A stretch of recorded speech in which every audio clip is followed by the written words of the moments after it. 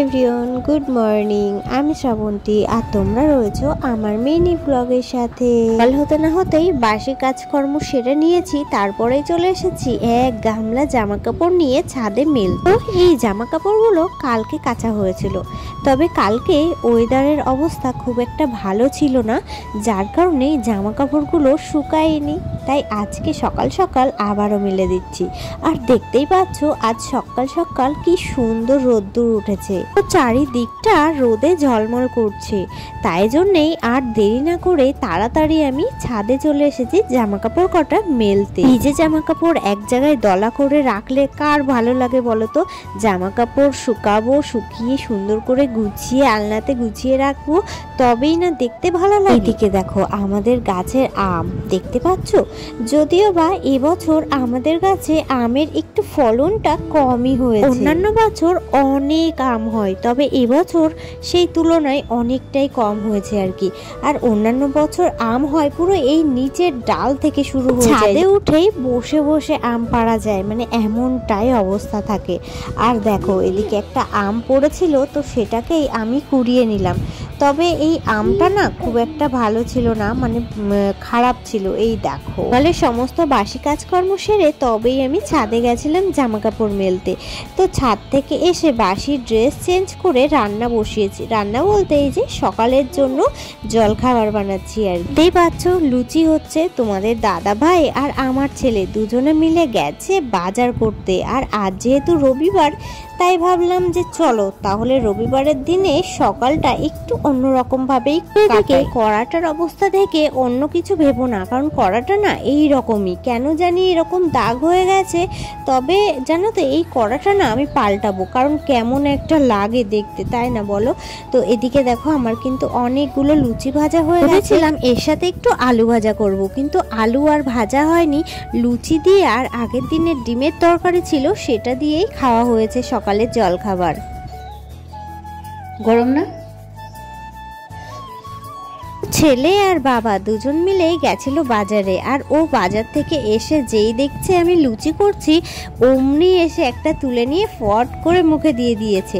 আসলে কি বলো তো, আমার ছেলেটা এতটা লুচি খেতে ভালোবাসে যে কি বলবো, ও না পুরো লুচি পাগল জানো তো। আর সাথে যদি মাংস থাকতো তাহলে তো আরো জমেই যেত। কালের খাওয়া দাওয়াটা সেরে বসিয়ে দিলাম দুপুরের রান্না। আর এদিকে দেখো আলু ভাজা করছি মাংসের জন্য, সাথে নুন দিয়ে দিলাম, এবারের মধ্যে হলুদ দিয়ে দেব। আর এদিকে চলো দেখাই, আজ তোমাদের দাদা ভাই বাজার থেকে একটুখানি মাটন নিয়ে এসেছে। আসলে কি বলো তো, অনেক দিন ধরে মাটন খাওয়া হয় আর কি। আর এইদিকে আমি মশলা করে একদম রেডি করে রেখেছি, এইবার জাস্ট আর কি মাংসটা রান্না করব। তো এদিকে দেখতেই পাচ্ছ মাংসটা কষা হচ্ছে। আসলে ছেলেটা ভীষণ ভালো খায়, এছাড়া আমিও ভালো খাই, এমনকি তোমাদের দাদা ভাইও ভালো খায়, মানে আমরা ফ্যামিলি শুধু সবাই মাটন খেতে খুবই ভালোবাসি। তবে ওই যে দাম বেশি, যার কারণে সবসময় আর খাওয়া হয়ে ওঠে। আমাদের মতো পরিবারে এরকম 400 টাকা দিয়ে মাংস খাওয়া মানে অনেক ব্যাপার জানো তো। ওই 400 টাকা থাকলে আমরা কম করে এক সপ্তাহের মাছ কিনে খেতে পারবো। তো যার কারণে ওই খাওয়া হয়ে ওঠে না আর কি। তবে অনেক দিন ধরেই তোমাদের দাদাভাই বলছিল মাটন খাবো মাটন খাবো, তাই জন্যই আজ নিয়ে এসেছে। তো মাটন রান্না করে রেখে তারপরে চলে গেছিলাম আমি মাল আনতে। এই দেখো মাল নিয়ে এখন বাড়ি ফিরে, কিছু মাল ছিল আমার কাছে সেগুলোই নিয়ে গেছিলাম, ওগুলো দিয়ে আবারও কিছু মাল নিয়ে আসলাম। জানো তো এই সাইকেলটা কিনে না আমাদের অনেক সুবিধা হয়েছে, অনেক কাজের হেল্প হয়। তো গাইস ফাইনালি আমাদের রাস্তা দেখো মোটামুটি একটু চলার মতো হয়েছে। এর উপরে আবারও মানে পিচ দিয়ে করা হবে, তবে পুরো রাস্তাটা এরকম করা হচ্ছে। এখন ওই সামনের দিকে কাজ হচ্ছে, আমাদের বাড়ি পর্যন্ত অলরেডি এরকম হয়ে গেছে, মানে যাতায়াতে একটু আগের থেকে কষ্টটা কম হচ্ছে আর কি। দেখো ভ্যানটা পড়ে যাচ্ছে। মাল নিয়ে আসলাম, মাল নিয়ে এসে স্নান করে পুজো টুজো দিয়ে এই যে এখন বসে রয়েছি আমি আর ছেলে। কারণ কি জানো তো, ওদিকে তোমাদের দাদাভাই স্নান করছিল। তো তোমাদের দাদাভাই স্নান করে এলে দেখো আমরা ভাত বেড়ে নিয়ে বসে পড়েছি। আর এদিকে মাটনের ঝোলটা কেমন লাগছে দেখতে, কি কার কার লোভ লাগছে অবশ্যই কিন্তু কমেন্টে জানিও। যাই হোক, খাওয়া দাওয়া সারলাম। খাওয়া দাওয়া সারার পরে একটুখানি রেস্ট নিচ্ছিলাম, মানে ওই 1-1.5 ঘন্টা মতো শুয়েছিলাম। তো ঘুম আসছিল না, তারপরে ভাবলাম চলো ঘুম আসছে না সেহেতু শুয়ে থেকে আর লাভ নেই। তো এদিকে চলে এসেছি, এখন মাল করব আর কি। অল্প করেই মাল দিয়েছে, এই যে আজকে চিড়ে দিয়েছে 12 কেজি।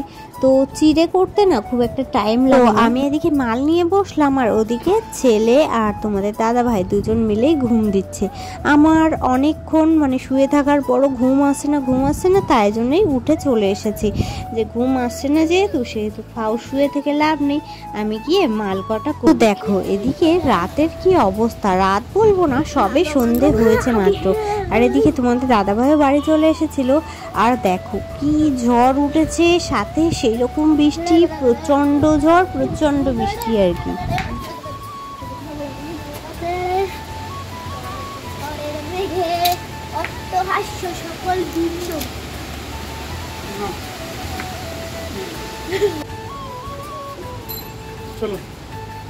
কি করবা তাহলে?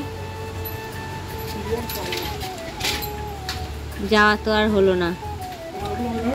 ওদিকে প্রচন্ড ধরনের ঝড় এসছে, যেমন ঝড় হচ্ছে তেমনই বিদ্যুৎ চমকাচ্ছে আর তেমনই বৃষ্টি হচ্ছে।